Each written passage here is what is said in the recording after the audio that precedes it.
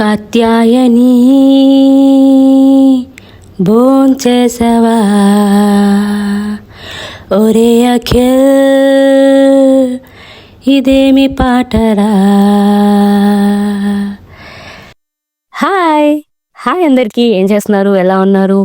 ఈ పాట గత కొన్ని రోజులుగా, కొద్దిగా 2 వారాలుగా ఐ గెస్ అప్పటి నుంచి మన మైండ్స్లో హాంట్ అవుతూనే ఉంది.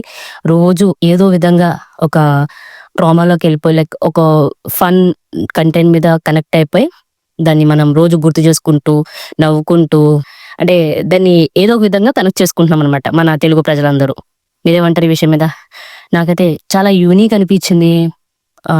ఈ సాంగ్ అనే కాదు, మ్యూజిక్ అండ్ ఒక పాటని మనం ఏదైనా ఫిలింలో యూస్ చేసినప్పుడు దాన్ని అంతే ఫన్ మూమెంట్ లో పెడతాం. కొన్ని సిచ్యువేషన్స్ లో అంటే యూస్ చేస్తాం. అలానే కొన్నిసార్లు ట్రాజడీగా యూస్ చేస్తాం. అలానే కొన్నిసార్లు డ్యూయట్ సాంగ్ గా కూడా యూజ్ అవుతుంది. ఈ పాట మాత్రం అన్ని రకాలుగా కూడా యూజ్ అయింది. అంటే ఫన్ గా క్రియేట్ అయిపోయింది, సాడ్ గా క్రియేట్ అయిపోయింది, ఒక మీనింగ్ఫుల్ సాంగ్ గా కూడా క్రియేట్ అయిపోయింది. లిరిక్స్ అయితే అట్లా చాలా మంది ఈజీగా కనెక్ట్ అయిపోయి చాలా తొందరగా హమ్ చేసేస్తున్నారు అనమాట. అంటే గత కొన్ని రోజులుగా ఇంటర్వ్యూస్ చూస్తున్నాము, ప్రమోషన్స్ చూస్తున్నాము, ప్రతి ఒక్కరు క్యాచీగా, అంటే చాలా ఇంట్రోవర్ట్ స్టార్స్ కూడా చాలా బాగా ఫన్ క్రియేట్ చేసేలాగా ఈ సాంగ్ ని ఎలివేట్ అయితే చేయడం జరిగింది అనమాట. సాంగ్ సాంగ్ సాంగ్ అని ఎన్నిసార్లు చెప్తున్నాను కదా, ఈ మూవీ కోసం కూడా చెప్పాలి కదా. ఈ సాంగ్ ఏ మూవీలో అంటే లిటిల్ హార్ట్స్ మూవీ అనమాట. మన తెలుగు September 5th రిలీజ్ అయింది కదా TFI లో.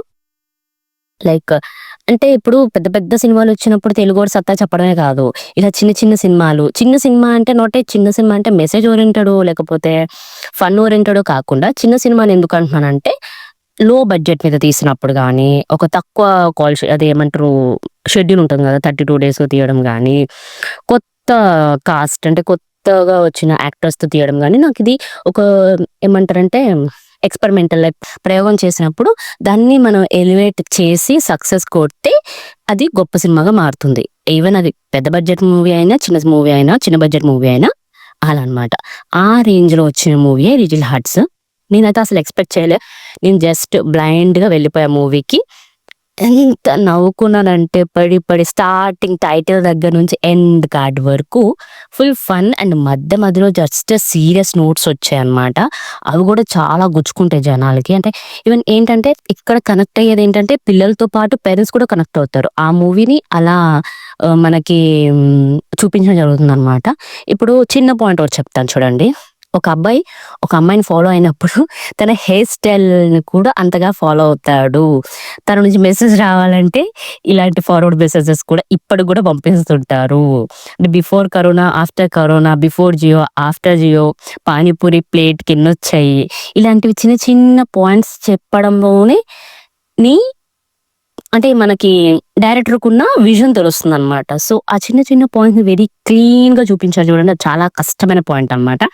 నేను అక్కడ క్లిక్ అయ్యాను. అంటే he will be A gem అనమాట. అంటే అలాంటి చిన్న చిన్న పాయింట్స్ చెప్పగలిగినోడు ఎంత పెద్ద ఎక్స్పెరిమెంట్ మూవీ అయినా చేయగలరు కదా. లైక్ ల్యాబ్ లో చిన్న చిన్నవి చేసినప్పుడు పెద్ద ఎక్స్పెరిమెంట్ బయటకు వస్తుంది కదా.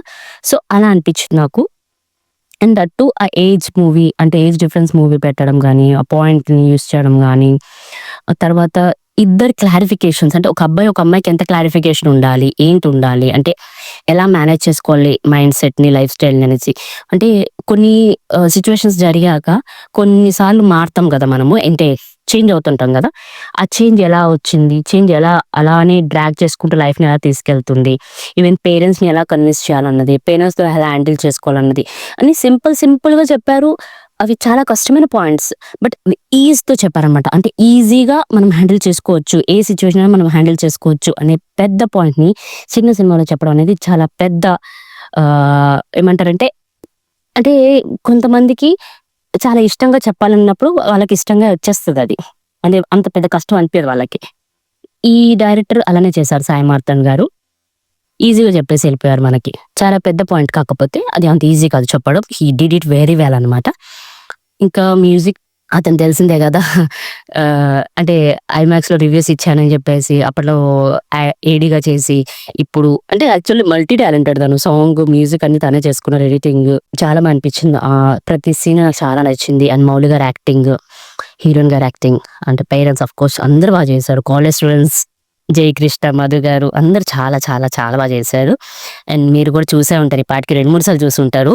మీకు యాక్చువల్లీ చాలా హైప్ ఇచ్చిన పాయింట్ ఏంటిది? వావ్ మూమెంట్ ఏంటిది? సాంగ్ కాకుండా ఏదైనా ఉంటే కామెంట్ సెక్షన్‌లో కామెంట్ చేయండి. మళ్ళీ కలుద్దాం.